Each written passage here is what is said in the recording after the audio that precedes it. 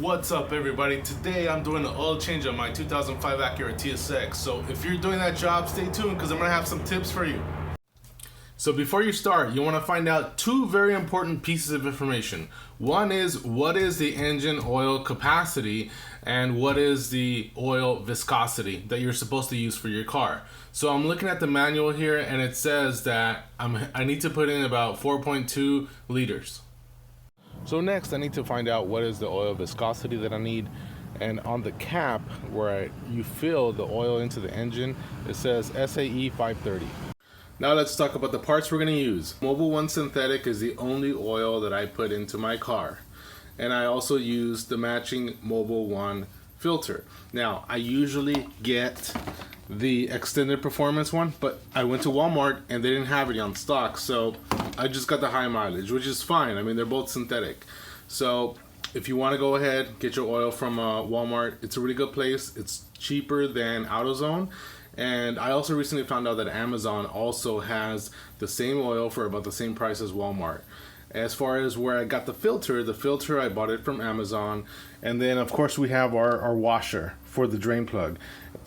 Get your drain plug from AutoZone. Now it's time to put the car on jack stands.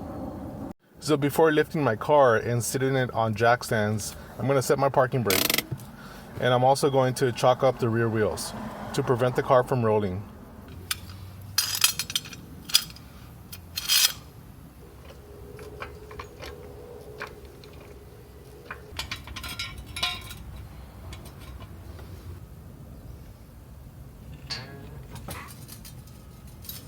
Let me show you my jack point locations. So there's what's called a pinch weld right here, and that is precisely where I put my jack stands. When I work under the car, I usually just use cardboard. As far as where I set my jack when I lifted the car, so obviously I'm missing a lot of the splash shields.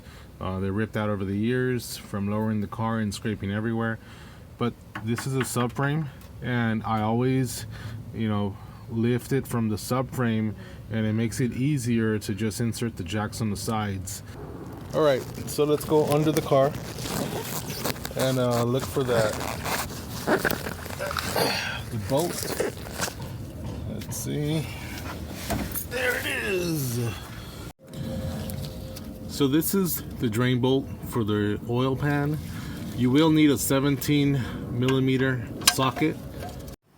Let me show you the location of the oil filter. So it's right above it. So this is the drain bolt.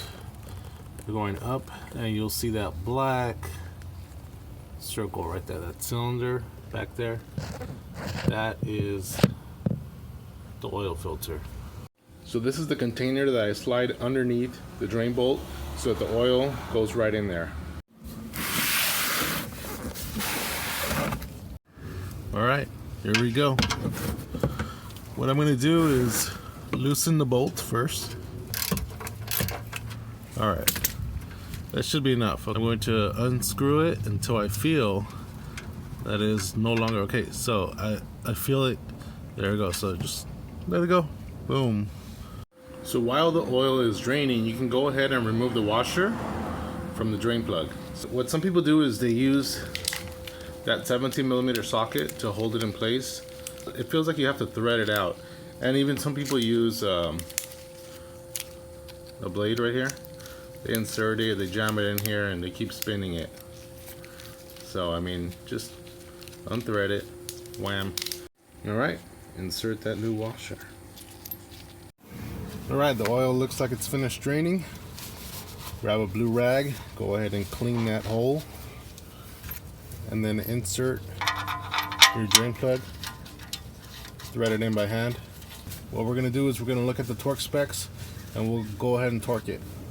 So the service manual says 33 foot-pounds of torque. I hardly ever torque it, but I'm going to do it for you guys.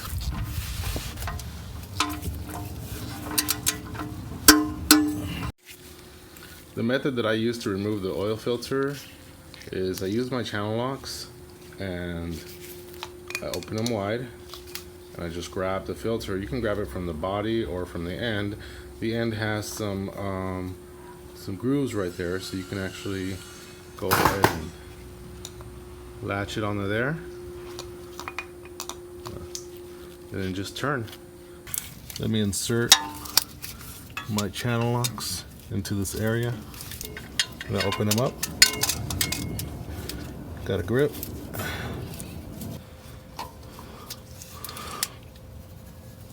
Okay.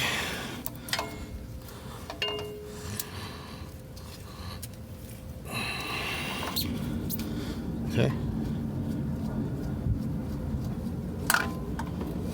There goes the oil. So you want to take a look and see if that gasket that was on the oil filter was left behind or not. And it looks like on this situation it wasn't left behind. In my experience using the Mobile 1 filters, I've never had a gasket that was left behind on the engine. Before putting your new filter on the car, you want to get some fresh new oil, and you want to rub it right around the ring, this rubber ring right here of the new oil filter. Dip your finger in the new bottle, get some of that oil. When putting your new oil filter on the car, you want to hand thread it. Do not use a wrench. You will over tighten it and create more problems for yourself. Alright, we're ready to put in the new oil. This is the funnel that I use. I got this from AutoZone. Ah, there we go. Beautiful, beautiful. Oh yeah. It's gonna be one happy engine.